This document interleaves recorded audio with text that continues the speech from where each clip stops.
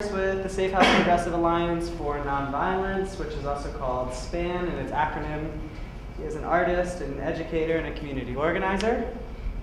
As a youth violence prevention educator for the Safehouse Progressive Alliance for Nonviolence, John works with elementary, middle, and high school students, facilitating discussion on topics such as artivism, communicating and identifying emotions, anti-bullying, intersectionality of oppression, and healthy relationships. And I'm just going to leave it to you to share the session. Okay. Thank you. All right. Buenas, como Pili dijo, mi nombre es Juan Antonio Díaz Cortés y soy educador de jóvenes en Safehouse Alianza Progresiva contra la Violencia. Y hoy vamos a seguir un poco la discusión o la plática sobre la intersección, ¿verdad?, de los sistemas de opresión y específicamente el racismo y cómo eso tiene una intersección con la justicia y la comida. Pero antes de seguir, ¿pueden levantar la mano si me entienden? Cool, that was way more hands than I expected.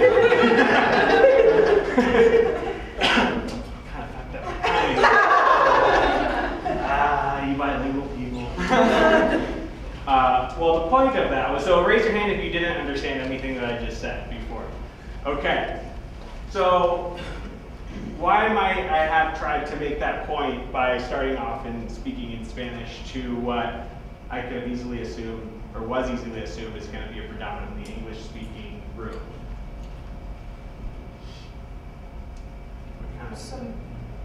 I guess there are some people who don't speak English, who are just kind of, if they're living in Boulder, say, are communicated with as if they're going to understand English automatically without even asking a question. Yeah. So, exactly. So there's this kind of ideological thing, right, kind of permeating, that somehow we have this understanding that if we're kind of here in Boulder, we're having these discussions, that everyone is going to speak English, or at least everyone should speak English, right? Or that everyone's going to be hearing, right? So even like our mode of communication is verbally right now, right? So there's kind of that assumption that everyone is going to hear my voice, and then that everyone that hears my voice is going to understand what I'm saying if I speak in English. But for a lot of people, that's not the reality, right? So for me, I moved to the United States when I was like 7 years old, and probably like, I would say even until now, right, a lot of times there's this piece of someone like that learned English as a second language where it may be not that comfortable, right? Or even right now, like stepping over my words and like connotation and stuff like that, like trying to figure out how to really articulate what I'm trying to say in English, because it's assumed that that's what I have to do in order to participate within society, right? And so today, we're going to be focusing a lot on kind of this ideology and just kind of like the ideological part of the four eyes of oppression. In the workshop that I went to, where Zoe was facilitating, they were talking about the four eyes of oppression. Did they do that also in the other one? All right, we'll go over that in a little bit. But that main part was like, you know, I think the facilitators and the organizers for this summit this year did an amazing job, and me like starting off and like critiquing it from this point of view is not to say that you all are like horrible racist people that do not take into account like monolingual Spanish speaking people or like not hearing people and stuff like that. But the point is, like, there's a lot of oversight that happens when we kind of don't fully critique all of these things that are interacting with the ways that we interact with other people and communities, right? And so if we're talking about racial justice and we're talking about food justice, right? The session that was here at 3 o'clock, you know, they're talking about a lot of the workers in Florida, they're picking tomatoes, right, or people that are monolingual Spanish speaking, right, or of Mayan descent, right, or Haitian that speak Creole, like all these different people that if we work under this premise that everyone's going to speak English, right, and we're going to put our flyers in English, or we may at the very least have translators, you know, what are the barriers that that's going to create unintentionally for people that really need to be here to participate and be fully heard. And so with that, everybody take a deep breath. We'll continue. So one of the things that working with youth, so like PD said, I'm a youth educator a violence prevention educator at Safehouse Progressive Alliance for Nonviolence. And the majority of our work there is with survivors of domestic violence. But we also have, at our core, a really deep intersectional, like anti-oppression lens that we use as we're doing our work in the community. And so a lot of my my education, like my work in education, in schools with youth, has to do with violence prevention, particularly intimate partner violence. But then there's also this other piece where we dissect kind of how systems of oppression intersect with that. And through this process, because oftentimes, as a Latino, right, in engaging in these conversations of anti-racism, a lot of times these conversations kind of tend to come at my expense, right, in my experience, and I'm kind of like educating white people. And a lot of times there's like well-meaning white people and not so well-meaning white people that kind of like push boundaries, right? And a lot of times I want it to be like, you're a jerk, you're okay, you still don't get it, right? But working with youth has really pushed me to not kind of just push people away, right? Because I've been able to kind of see that this is my job, I'm holding this space. These kids may, in a lot of ways, just be a reflection of their environment, right? So how can I work to really meet them where they are at? And how can we have these discussions? And so that has also pushed in the way that I work with adults. And if it wasn't for that work with youth, there would be a lot of times where I would just say fuck off to like most of the people, like in most of the places where like I'm doing education, right, or facilitating workshops, right? So thankfully for a lot of you, there's youth that have like really challenged my way of thinking around anti-oppression work. So, so let's start with just a review, and I want to make this very brief because it's just like probably have like 40 minutes left of that, 32 minutes, I think. No, 33, something like that. Anyways, so 4 eyes of oppression. So we can look at that as internal. We can look at that as interpersonal. We can see that as institutional, and we can see that as ideological, right? So internal oppression has to do with the internalized oppression or privilege that based on what system of oppression we're talking about and what type of power, how you identify, you either have kind of like an oppressed side, right, that's internalized, right, or like the superiority, right? And so if we're talking about racism, I think one of the biggest kind of like internalized privileges of racism is the fact that like a lot of white people never have to question their identity, right, as white people. Like it's just white and that's the norm and that's just normal, right? Whereas then people that don't hold that sense of privilege, right, may face a lot of like internalized inferiority, a lot of internalized shame around what it means to hold a certain identity, to speak a certain language, eat a certain amount of, or certain types of food, things like that. Right? Then we have the interpersonal, which is what most people think of when they think of racism, right? Or sexism, or homophobia, transphobia, ableism, these types of things where they're more specific, like one-on-one or group-to-group kind of violence things, right? Which, as I talk about these 4 eyes of oppression, they're all connected, right? So interpersonal racism doesn't exist without, like internalized superiority, right? It doesn't exist without like the systemic structures, or the next eye, which is the institutionalized racism, right? And then the one we're going to focus on more today is the ideological part, so the last eye, right? Which really informs a lot of the ways that we interact with each other, the way that we interact with these systems of oppression. And a few months ago, when I became more aware of the things that were happening in Ferguson, the activities that happened in Ferguson, with the state-sanctioned murder of a young unarmed black man in the streets, right, Mike Brown, I began to think, how are these things continuing to happen?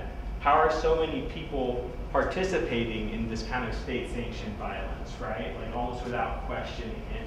How are these systems still allowing this to happen, right? And for people to completely get away with murder, right? And like justify it, right? So what is going on? And as I started to dissect, I came to the fact that a lot of those things are really perpetuated and really fed by this ideological, this last eye, right, that I named lastly, right? This ideological sense of somehow there's people that have a belief, right, that then is informing their internalized view of the world, that somehow what they're doing is normal, right? Or somehow they have this power that's unquestioned and that's normal, right? And so while it was an interpersonal act, right, where Darren Wilson shot and murdered Mike Brown, right, that was then said okay, that was okay by systemic or institutional forces, right?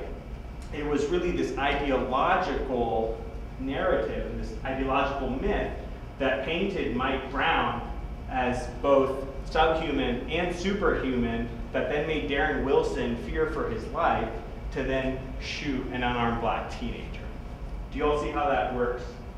And so for me, as then I tried to find a way to really engage more with this work without getting more and more pissed off, more and more angry, and pushing and othering people of privilege, I decided to kind of focus on this sense of like this ideological, and what ways can we then kind of shift that thinking in like everyday actions, right? Because we look at something as like a police shooting or murder as like this huge thing, right? But before that, there's all these other steps, and there's all these other ways that Darren Wilson, in a lot of ways, was kind of enculturated into this society of what that meant, right? And again, that's not to justify his actions or the things that he did, but Darren Wilson is not the only person committing these types of crimes, right? Everybody understand so far? I'm trying to talk really quickly through this. Any questions so far about what we're talking about?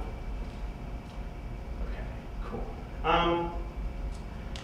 So with that, focusing on kind of this like ideological or these ideas that permeate our society in their relation to food and to race, which I also want to say that like while race is a very important factor to look at in terms of like food justice, I also want to mention that that's not the only ism really that needs to be addressed.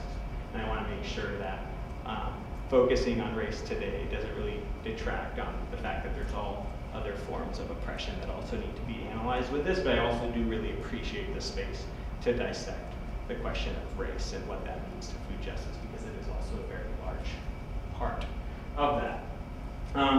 With that, I wanted to start by seeing if you all could finish a little rhyme for me. Ready? Actually, no, that's not what I want to do. Let's get into a more intimate circle, because I really hate being like in front of groups like this and like, oh, listen to me. So let's just, if everyone can, let's get into more of a circle.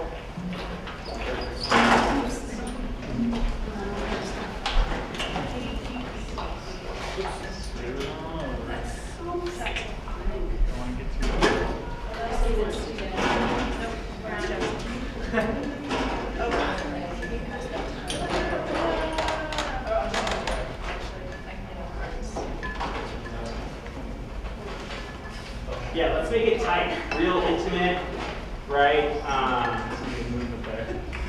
Yeah.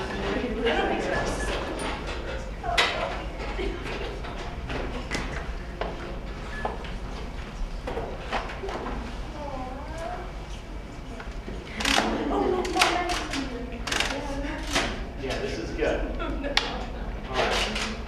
And Grant was talking a little bit earlier today about like relationships, right, and cultivating more intimate space, and I think that's really integral to this work. And I think it's really easy for a lot of us to kind of get into this space of like, this is just theoretical work. It's just about critically analyzing these things, but like all of this is really rooted in action, it's rooted in community. I think in a lot of ways it's rooted in love and the genuine love that we have for each other, right, for our own humanity. So thank you all for joining me in this circle. So let's start with this. In 1492, Columbus sailed the ocean blue. how do you all know that? Fourth grade. Fourth grade? Who? Second grade? White history class. The white history class. All right. Thanks for naming that. Who is this great figure that all of us have been made to learn about? The man who discovered America. The man who discovered America. Yes. Yeah. Everybody agree with that? No.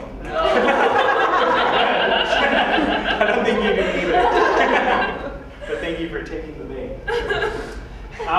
So yes, Christopher Columbus, right, discovered America, right? That's what most of us are told in school, right? That's what most of us, even acknowledging the discord that creates internally to our own experience, we're made to believe that that's the norm, right? And that this is really what happened, right? And then, since that's the case, we have to kind of assimilate ourselves into that structure because that's the way the world works. That's our way of knowing, right? Nothing really, there were some people that existed here beforehand, right? All along what we now call the Americas on this like huge continent, right? But a lot of those, most of those histories and ways of knowing, right, have been strategically replaced by Eurocentric thinking, right?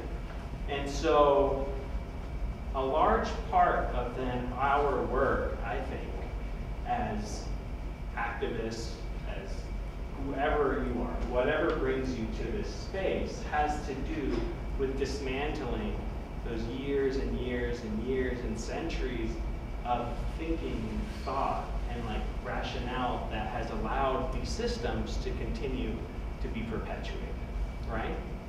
Y'all with me? Mm-hmm.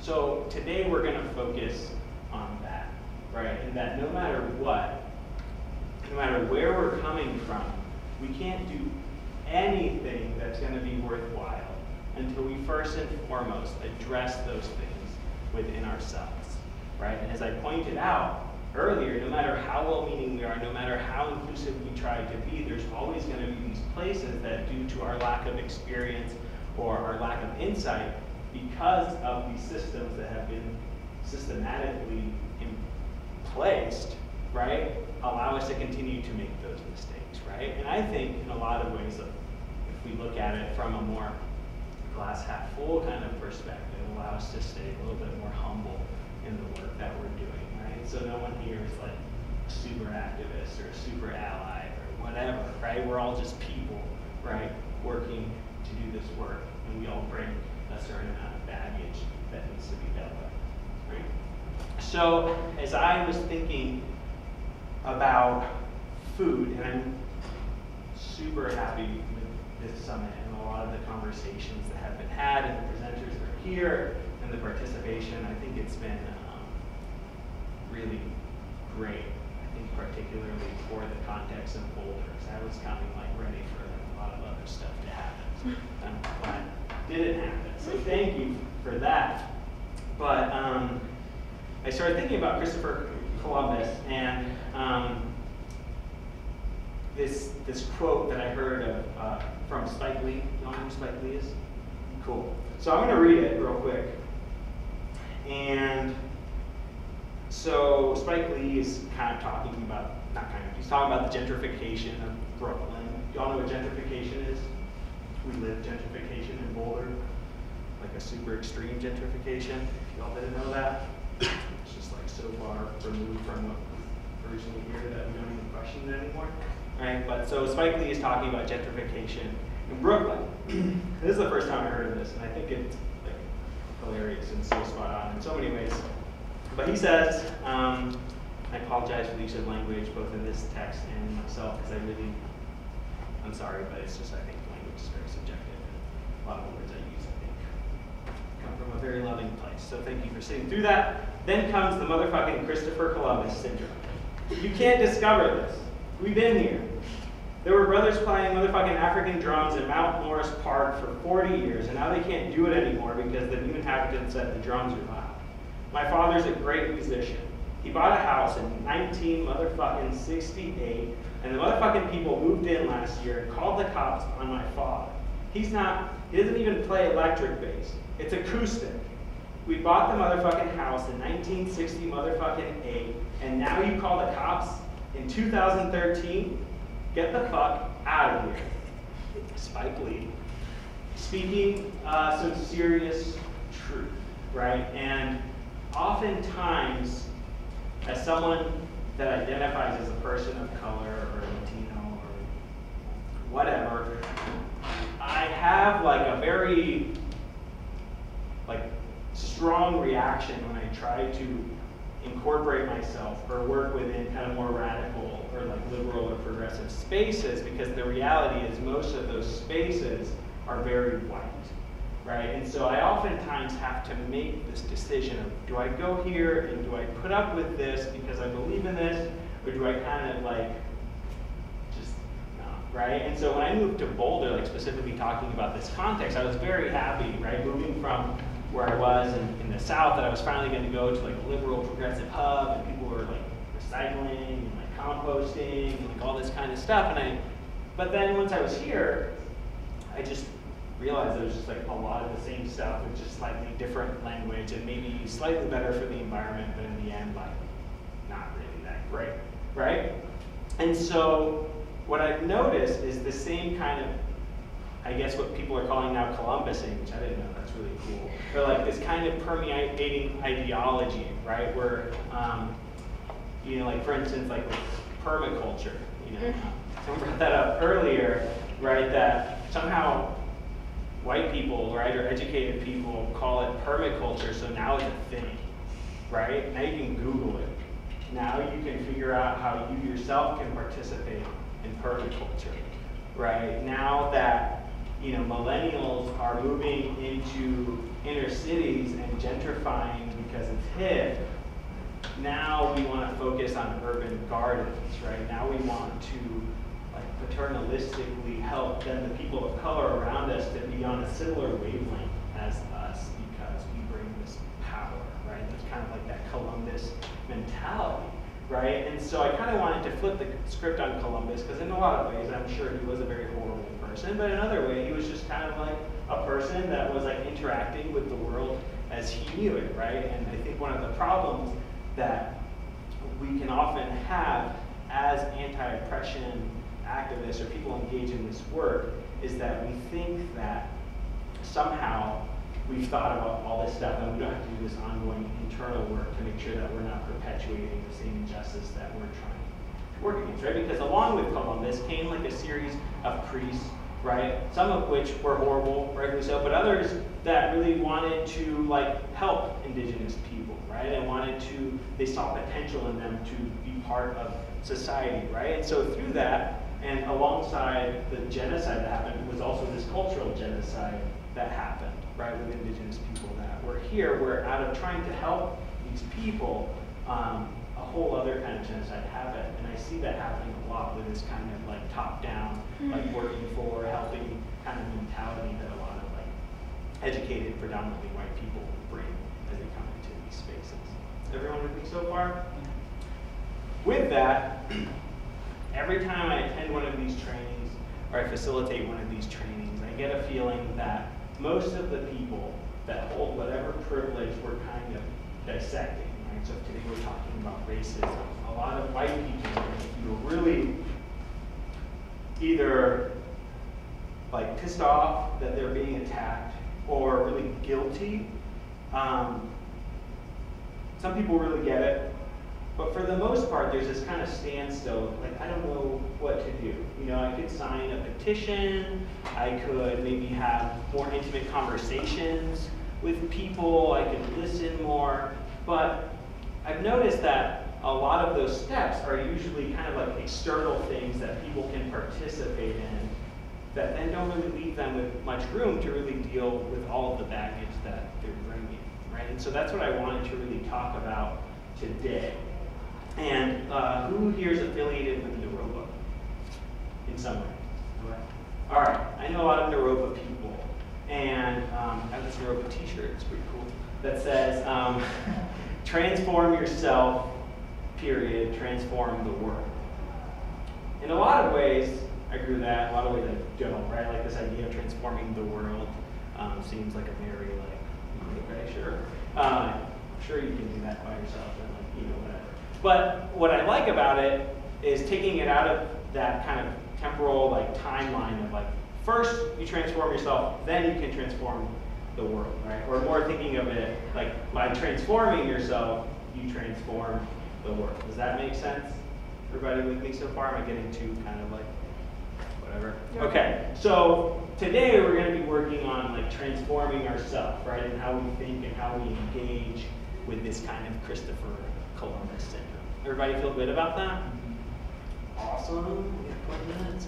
Cool. So, what we're going to do today to kind of fight some of this, and I also want to leave room at the end to allow this to be a space to process like all of the information that was going on today. Because I know for some of us it might have been the first time we were hearing it, or the first time we were hearing a specific thing, or maybe something pushed us in a different way, or made us think of something else. I also want this to be just like a space for all of us to dialogue. But the first thing I would like us to participate in, each count.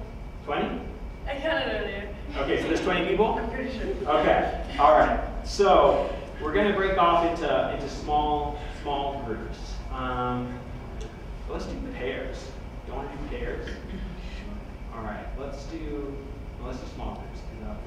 Let's do that. And so, independent of span, one of the projects I've been kind of working on is I've been thinking about this problem of like the ideological part of a system of oppression is something I'm calling an ethnic cookbook. Raise your hand if you like ethnic food. What is that? So, like shepherd's pie, right? Pickled cabbage. No, I'm just, when we think of ethnic food, what kind of food is ethnic food if we're talking about our context? Thai food. Thai food? What are other forms of ethnic food? Ethiopian. Indian, Ethiopian food, Mexican food.